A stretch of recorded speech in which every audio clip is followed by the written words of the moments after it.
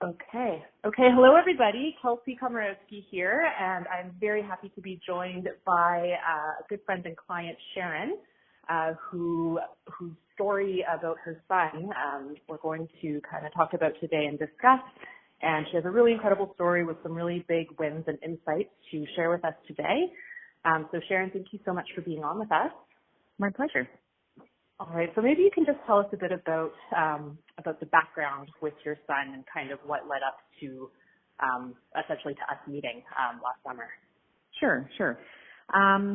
Well, he is a very, typical of a lot of boys, very sporty, active kid, very social, and, he's always done quite well in school. With fairly minimal effort, up until, in the earlier grades of public school. He was actually tested for being gifted in grade 3, and he wasn't, but, did well, but just sort of came in under the line of being gifted. So, he did well enough for the teachers to sort of, call him out, as that being a possibility. So we hadn't really worried much about him academically until the last year or two of public school, and he had a good grade 7. Really connected with his teacher and did quite well, and we always kind of felt he could do better, but he was sailing by with A's and B's, and probably a solid B+ student. So we weren't too worried, but things kind of took a turn in grade 8, and he just wasn't. He happened to get a teacher who he didn't connect with too well, and things just started to unravel. Particularly in the first couple months of the school year, and to the point where after a few months we thought, we needed just some help with him, because he just was not, not doing homework, not, participating fully in class. He really was just starting to kind of check out, academically. And so that's why, you came recommended to me very highly from another friend, with a daughter who had different, quite different issues, but she really liked your approach. So we gave you a call and took it from there. One of the reasons why I thought you guys would be such a good fit for him was that we just felt that he could not manage. The workload was significantly heavier than it ever had been before, just in terms of homework and projects and things. And we were getting more and more kind of, he didn't hand this in, and he missed that deadline, and we'd be asking, do you have any homework? And he would say no. And then, we'd find out he did and wasn't getting it done. And so it just became really a struggle every day with, do you have homework? No. And trying to get him down to sit down and work, was just a constant struggle. And I felt like, I was out of my depth as to just how to help him. I didn't know, it was causing friction, and between us, and sort of, we were constantly on top of him with just not any result. He would do sort of the bare minimum, and we just knew that he could do so much better, and didn't know why. Obviously this teacher was sort of not inspiring him, and we just kind of were really at a loss as to how to get him engaged. And, we were just worried that with high school coming up, if he had if he had no tools in his toolbox, when things get even harder and harder, I was just sort of terrified of him entering grade 9 with a debacle year, of grade 8, and just having no idea how to manage his time, get the work done, do it well. And so, those were the concerns that prompted, we need to bring somebody in here that, can reach him and help him figure out just how to manage things, No, never had a tutor for him. His sister had a tutor for for many years for math and with great results. But we just never felt he needed a tutor up until, you know, this major shift. So no, we had never had any type of academic help for him before. As I say, we always kind of felt like he could be doing, and most of the teachers would say, you know, yeah, he's doing fine. You know, he could be, you know, doing even better if he really, really applied himself, but he's, you know, he's doing fine. So we never had sort of major concerns, before the beginning of this year. So, no, it was really a change, and I think a combination of a number of things. As I say, this teacher who was not engaging him, and then just the increased volume of work and expectations. So that combination, I think he just, you know, was starting to, you know, the more and more he kind of got behind, the more he would just check out.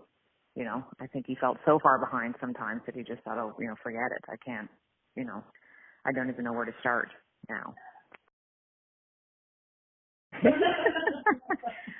You know, I think he sort of said, okay. I mean, he kind of, you know, admitted that, you know, things weren't going fantastically. You know, I don't think he, you know, he kind of said, like, why do I need a tutor? I'm doing, you know, I'm not failing anything, right? So we had to explain to him it's not, you know, people who get help, he's just always been reluctant, maybe like maybe some boys, I don't mean to be, I'm sure lots of girls are the same way, but just to ask for help or ask questions was just not something he, you know, an avenue that he ever had done before. So I think he looked at the idea of, you know, why would you get help if you're not totally, like, you know, completely failing? And, you know, we explained to him that, you know, all the smartest people, all you know, people who ask questions when they don't know something or they get help are, you know, it's a sign of strength, and it's a sign of, you know, intelligence and everything to get help, you know, when you need it, and to ask questions. So that concept of that was really new to him. That even smart people need help sometimes, right? And in fact, the ones who are most successful in life are the ones who take advantage of, you know, of help and of experts and people, you know, asking questions when they don't know something. That's how you get, you know, how you go from good to great, right? So that was the kind of tack we took. You know, we really used a lot of sports analogies with him, because that's, you know, sports are his entire life, and those analogies of, you know, even the best players still need coaches, right? And they get even better. You know, you can be the best player in the world, but if you don't have if you don't listen to coaches and listen to your managers and, you know, whatever, you know, you're not going to be at the top of your potential.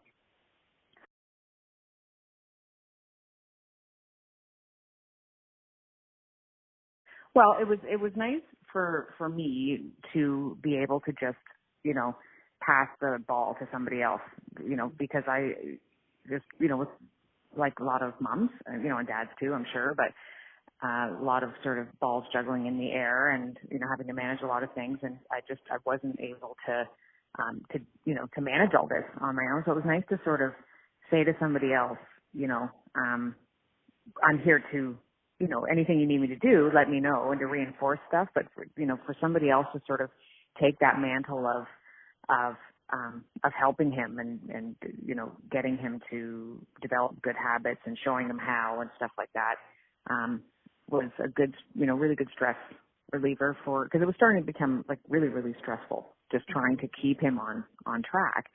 So that was really great. And, so it was, you know, definitely, you know, you hit the ground running with him, you know, with these long sessions that you did together, and, you know, checking in sort of on a daily basis through texting and emailing and stuff like that, which was all very new to him, and, you know, took him a while definitely to get into that groove.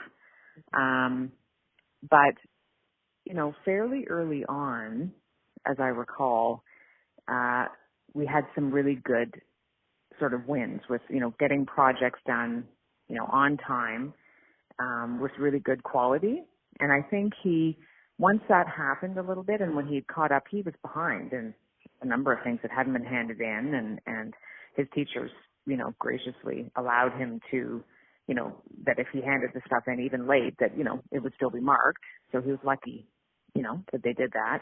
So he had quite a bit to catch up on, and just getting through that stuff, and then starting on to, things that were current and getting them in on time, was a really good, I think it did make him feel really good, even though he sort of thinks he's Mr. Cool and, he tries not to,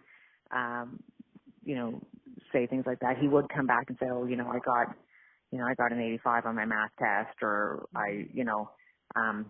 the teacher said, to the class that, he really liked my project or something like that. And he would say it sort of with he couldn't hold back his pride, when he would say stuff like that. So I think he did really like the idea of getting stuff done on time, and that it was kind of less stressful for him to have things done than have things always hanging over his head and having people nag him about it all the time, There were really good lessons for him to be learned about, when you have a long project, looking at it and doing a work back, schedule. If you have a book report, okay, it's due in 3 weeks. So let's take the first week, week and a half and read the book, and then after that you do your introduction. Like he'd never even thought about how to approach these things. And so that was a really great, and I know going into high school, he will just need to do that. He'll need to manage his time like that, I think up until then he was able just to whip things off at the last minute and do okay, but with the volume of work that's coming in high school, it's just not possible. Yeah, no, I think, as I say, even the concept of sort of like, oh, if something is due, especially a book report where you have to read a book, it's not possible to do it in 2 days, I think he just always thought, well, I can just hand it in late, because I think a lot of kids hand things in late in his class, and I sort of had to really say, I don't care what other kids do, they can hand it in late, it's just, that's not my concern. But, when there's a deadline, you have to do it anyway. So why not do it and get it in on time, as opposed to doing it and handing it in late. It has to be done, so why not do it, properly and take the time and get it in on time. So, all of these concepts, as I say, were all pretty new to him. And, they did, with your sort of, constant, checking in and reinforcing that stuff, I think it did illuminate that to him, that life can be easier when you just, are organized. Time management was really not a strength of his. And so that he really had to learn about, if you got this, this, and this due, how are you going to manage all that stuff? And it's not, it's not like he's sort of, he doesn't spend all his evenings now reading, science textbooks. He's not, but the bottom line is you don't need to, and I think you really said this to him early on, that the point of this and the desire of us working together is that you actually spend less time doing your homework, more productive time, with time management means less, you can actually get things done more quickly and more efficiently, right?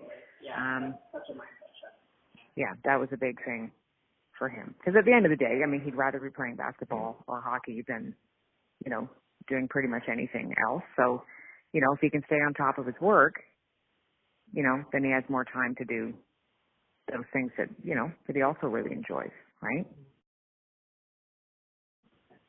Yeah, no, it was great sort of, it was really nice watching it from the sidelines, to be honest.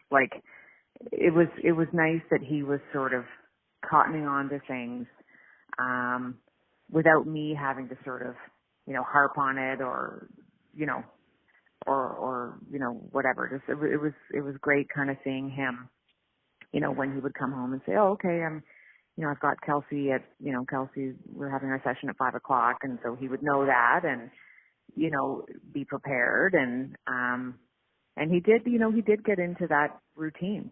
So that was really, it just alleviated the stress in our household to have somebody else take the reins on that. And if there was a late thing or if there's something happening, for someone else to sort of say, hey, what happened here? As opposed to me, because as a parent, you don't want, I felt kind of like, my whole relationship with him was harping on him about stuff. That's what it felt like it was becoming, before you guys came on board. It felt kind of like, I didn't want to spend, I wanted to have my time with my kids.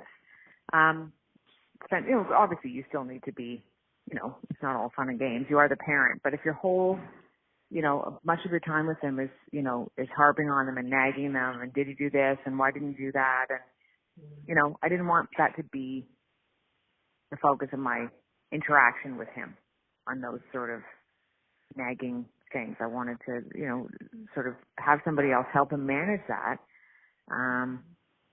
So I could just be, his mom in all the other ways, not that, being a parent also is, being there. And I was, when he had things to do and stuff, obviously he had projects and stuff. I was helping him, answering questions and whatever, and available at any time to help. But, it wasn't totally on me to try and get him organized all the time and keep him on top of things all the time, It's just not, it's also not there's a reason why you hire, a dentist to give you a root canal. You go to an expert. You're not going to perform your own appendectomy on yourself. You go to experts who know how to do these things and how to reach kids or manage people or whatever they do,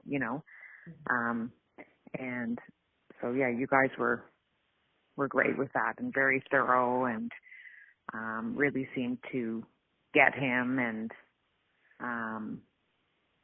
and develop a relationship with him, which was also key. Nobody just likes to be told kind of what to do, and then you want to feel like you have to, he has to care about doing well for himself, and also that he cares that other people are watching too, and he cares what they think.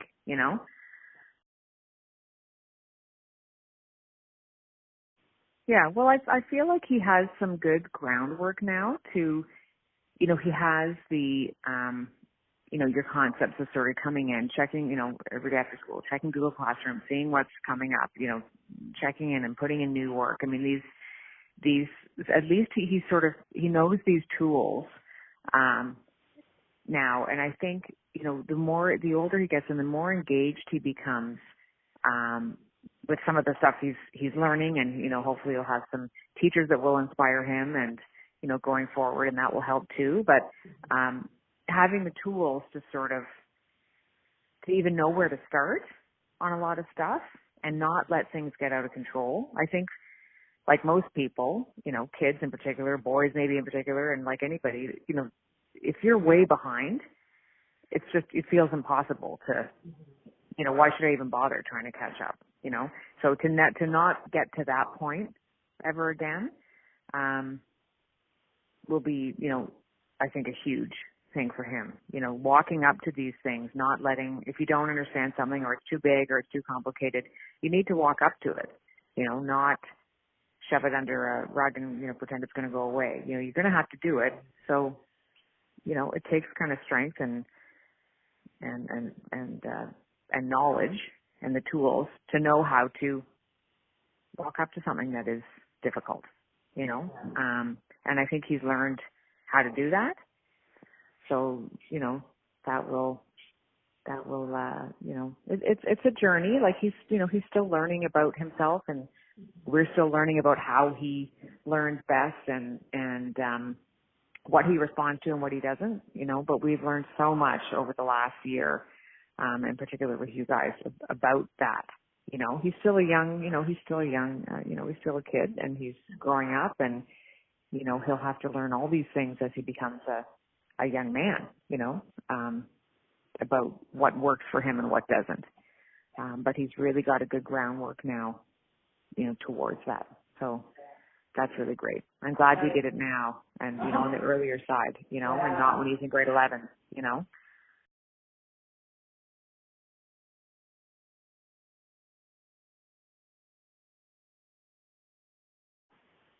Well, I think it's a really great, I'm so, thankful that we took this step to get you on board, because I think when you feel out of control as a parent, and as your kids get older, when they're, in grade 2, you're in complete control of everything that they do, everything they eat, where they go, but as they get older, you lose that control. And when you feel like they are not, they're struggling, it's really, really hard as a parent. It's really scary. And, when you don't know how to reach them. So, going to, somebody like you guys, and I liked your approach.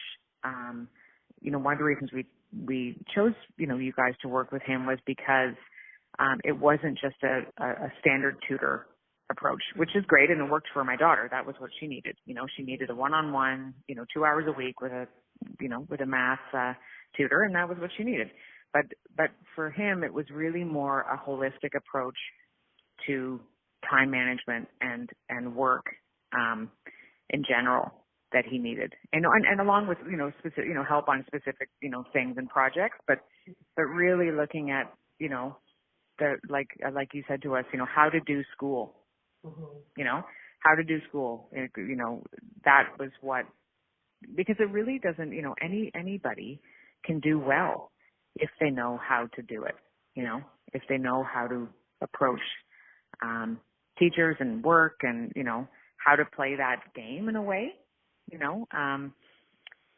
that I think most people have the ability to do really, really well if they know how.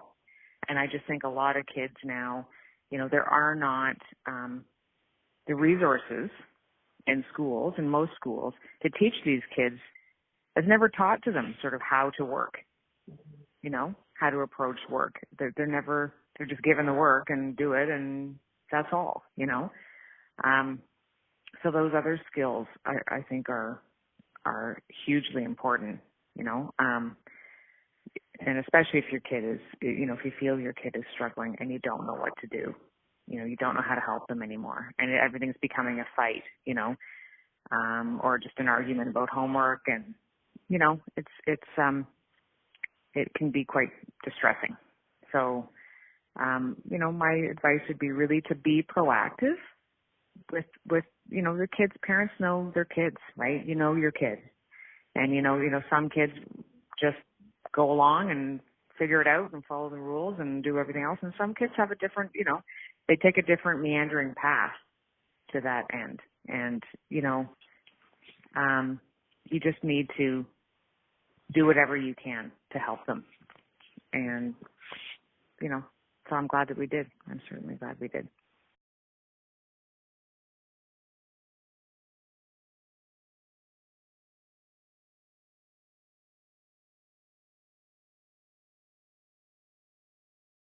That's my pleasure. Thank you, Kelsey.